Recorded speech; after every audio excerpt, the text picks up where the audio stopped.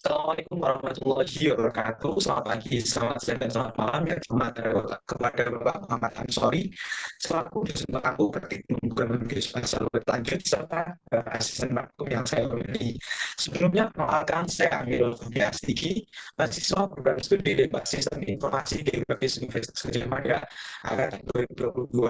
Kali ini akan menjelaskan status demonstrasi pemrograman spasial berlanjut acara kelima mengenai pembuatan polyline, polygon, dan validation pada leaflet drawer di PHP Rainbow PHP Laravel. Nah, sebelum ini juga menjelaskan source code dan demonstrasi dari project yang saya buat pada kelima kali ini, saya akan menjelaskan terlebih dahulu mengenai definisi apa itu leaflet drawer, gradebook, polyline, polygon, dan validation.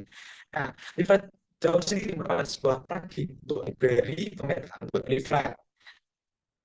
Library ini memungkinkan pengguna untuk menggambar atau mengedit dengan menambahkan fitur-fitur vektor baik itu poin, garis maupun poligon. Nah, pada sebelumnya pada tahun keempat kita telah membuat sebuah migration dan migration beserta model untuk grid point. Sedangkan untuk acara kali ini kita akan membuat polyline, polygon serta pengaturan untuk validation dari different yang akan kita buat pada acara kali ini. Nah, ini teman-teman sekalian, gimana nantinya perbedaan ada aturannya nanti akan kita coba lihat sebuah validation yang muncul berupa sebuah kelas yang kita atur pada script yang tampil di layar kali ini.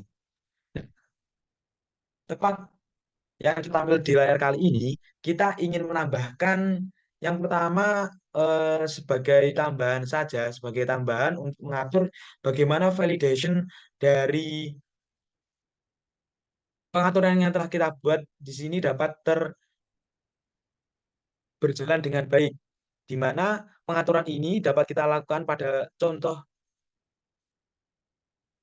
untuk data point sendiri, di mana pada script sebelumnya kita hanya menambahkan $data, name request name, description request description untuk memanggil data yang kita inginkan dan juga ingin membuat sebuah poin. Nah, kemudian teman-teman sekalian, di sini juga kita akan melakukan validate request, di mana request tersebut membutuhkan name dan geometri harus diisi. Di sini ditentukan name required, geom required, di mana apabila required tersebut baik itu data name maupun geometri yang tidak terisi dengan baik atau sesuai atau dikosongi null, maka otomatis akan muncul sebuah toas yang ditampilkan di bagian bawah layer, di mana apabila berhasil maka akan muncul sebuah toas bernama success point create successfully. Nah, kemudian teman-teman sekalian, pengaturan juga dilakukan di bagian create table point ini, di mana di create table point ini kita menentukan description nullable, di mana kita ingin pada bagian model, description ini dapat kita kosongi. Sedangkan untuk name dan geometri itu harus diisi atau tidak boleh kosong. Kemudian di bagian poin, ini seperti ini, masih sama dengan sebelumnya dengan variable name, description, dan geometri. Yang akan kita lihat perbedaannya pada fitur garis dan poligon. Nah, kemudian teman-teman sekalian, untuk pengaturan dari ToastBlade sendiri, di ToastBlade ini kita ingin membuat tampilan untuk toast sukses. Sini kita mengambil eh, script dari bootstrap.com. Di sini untuk sukses akan berwarna hijau, kemudian apabila error akan berwarna merah. untuk tosnya di bagian bawah. Nah, kemudian bagaimana sih pengaturan yang ingin kita tampilkan agar semua tampilan page atau halaman dari website tersebut muncul informasi baik itu tos menunjukkan error maupun sukses. Di sini kita menambahkan sebuah script di atas di bagian template.blade.php. Nah, di bagian template.blade.php kita menambahkan add include komponen.toas. Nah, komponen.toas ini kita masukkan kemana? Untuk komponen toas ini kita masukkan ke bagian komponen sini, di bagian views komponen toas.blade.php yang dapat kita unduh pada elok, pada bahan di elok. Nah, kemudian teman-teman sekalian, setelah kita menambahkan validation, yaitu mengatur apabila eh, kolom di form nama dan geometri itu harus terisi, sedangkan untuk description merupakan opsional untuk pengisiannya. Nah, kemudian untuk melanjutkan project yang telah kita buat sebelumnya, yaitu pemanfaatan flat drawer pada fitur point, kita ingin menambahkan juga pada fitur polyline dan polygon. Yang pertama, kita ingin menambahkan fitur di bagian polyline. Nah, di bagian polyline ini, kita ingin menambahkan modal juga, modal baru dengan template yang sama dengan model point sebelumnya. Hanya kita mengubah beberapa komponennya seperti ID, kemudian kita mengubah labelnya, adapun juga kita mengubah beberapa eh, ini seperti placeholder, kemudian juga di bagian yang terpenting kita ingin menambahkan untuk geom. Nah, geom sendiri menunjukkan sebuah koordinat, yaitu koordinat latitude dan longitude dari sebuah titik atau sebuah fitur, di mana kita harus membedakan untuk geom point, geom polyline, dan geom polygon. Di sini kita hanya mengubah ID, kemudian ada pun juga yang terpenting yaitu form action store polyline. Kemudian ini untuk @tsrf merupakan sebuah enkripsi agar melindungi dari serangan cyber security di sebuah web. Kemudian di sini juga ada model create polygon yang sama, kita hanya mengubah store polygonnya, kemudian di geom underscore polygon di sini. Oke. Kemudian teman-teman sekalian, kita juga mengatur di bagian if type polyline, if type polygon, dan if type marker. Nah, kita dapat langsung saja copy paste untuk set value geometri dan show modal.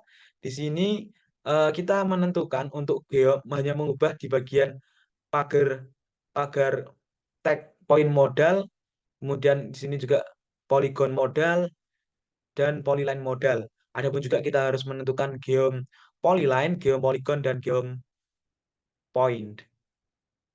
Oke, untuk itu di bagian index.plate.php.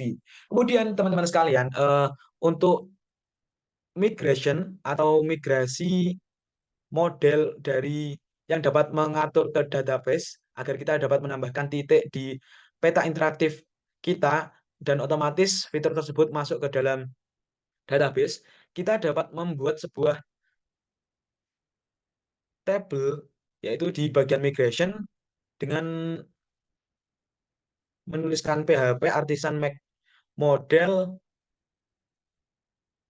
polygon, polyline, strap M agar kita dapat otomatis membuat model sekaligus migration-nya. Nah, seperti di sini dicontohkan, adapun setelah kita membuat point, kita ingin melakukan editing dengan memanfaatkan flat drawer untuk data polygon. Di bagian polygon, kita lihat di bagian migration-nya, di polyline, polyline terlebih dahulu. Kita di bagian polyline ini menentukan eh,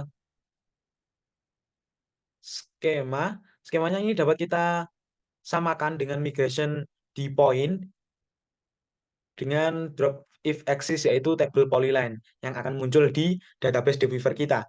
Kemudian teman-teman, kita lanjut di bagian skema. Ini kita juga menentukan name, description, beserta geomnya, serta tabel timestamp yang akan otomatis tertampil di database Deviver. Kemudian lanjut di bagian model, model polyline. Nah, di bagian model polyline ini terdapat sebuah kelas polyline. Di dalamnya kita menambahkan protected table polyline untuk melindungi hanya tabel polyline yang terisi. Kemudian pada sebelumnya kita mengisi label pada bagian ini, tetapi untuk mengefisiensi kita menggunakan dollar guard untuk melindungi di mana tabel yang hanya menjadi sebuah parameter terpenting atau parameter tetap, yaitu di bagian ID. Kemudian yang ketiga juga kita melihat di bagian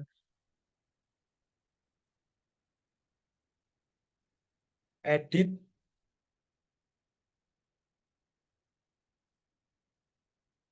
di bagian polyline control. Nah, di bagian polyline control ini kita membuat sebuah public function construct dengan this polyline. Kita harus sama this polyline. Kemudian di sini juga kita ingin apa sih yang ingin kita ambil dari sebuah database dan tampilan view di map, yaitu ingin store atau menyimpan di sebuah database. Di sini kita menentukan validate request sama dengan sebelumnya, hanya mengganti di bagian create polyline di sini. Di bagian create polyline ini kita mengubah if this create data dan menentukan return-nya direct to map juga dengan mengubah polyline, sebelumnya point. Nah, kemudian selanjutnya juga hal yang sama dilakukan di bagian polygon. Untuk fitur polygon, di sini coba saya lihatkan. Di sini kita hanya mengubah di bagian this polygon, kita membuat new polygon. Kemudian ada di bagian store juga, kita ingin menyimpan data yang telah ditambahkan di map, di Laravel kita, web peta kita, agar tersimpan ke sebuah database PGWL yang telah kita buat sebelumnya. Kemudian di sini juga polygon sama, fitur yang sama, hanya mengubah tabel polygon, kemudian guarded ID-nya di sini untuk model. Kemudian yang selanjutnya, kita juga mengatur migration dari tabel polygon ini. Nah, migration ini akan menghubungkan ke database Deviver dengan tentuan ada beberapa parameter atau objek yang kita masukkan seperti name, description, dan geom. Kemudian di sini kita menerapkan drop if axis table polygon yang apabila kita eh, ketikkan atau kita tampilkan di PHP Artisan Migrate, akan otomatis tabel tersebut akan bermigrasi ke database Deviver kita.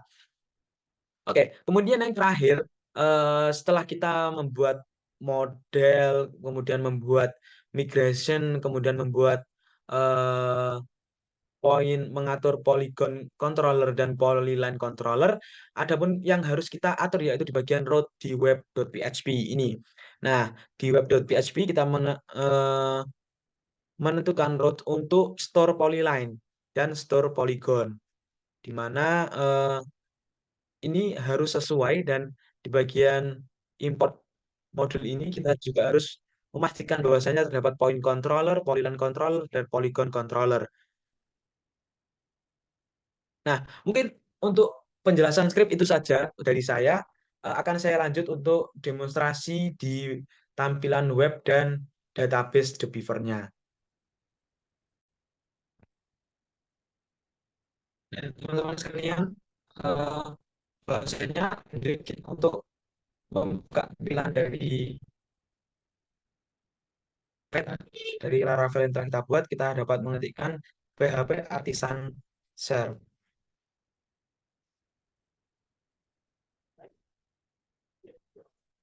Nah, otomatis akan servernya running ke localhost 8000 atau framework Laravel.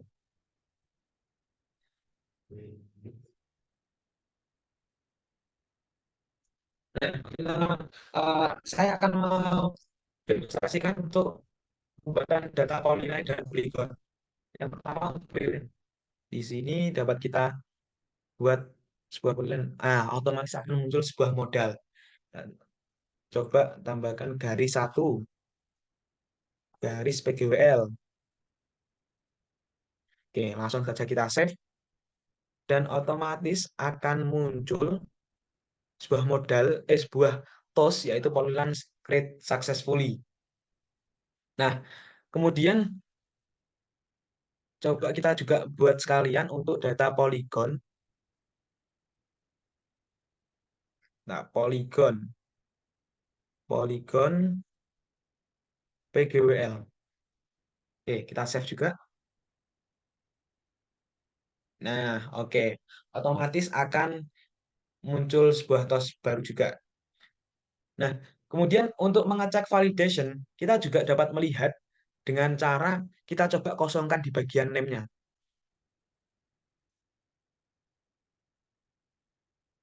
Nah, langsung saja kita save. Bagaimana? Nah, name is required, di mana name harus diisi. Sehingga kita harus memasukkan nama dari objek yang telah kita tambahkan. Sini kemarin juga untuk data titik kita coba apakah sudah berhasil. Nah, akan muncul sebuah tos dari tampilan Bootstrap ini. Kemudian kita coba lakukan pengecekan di database The Beaver. Nah, di bagian database The Beaver ini, kita coba lihat di bagian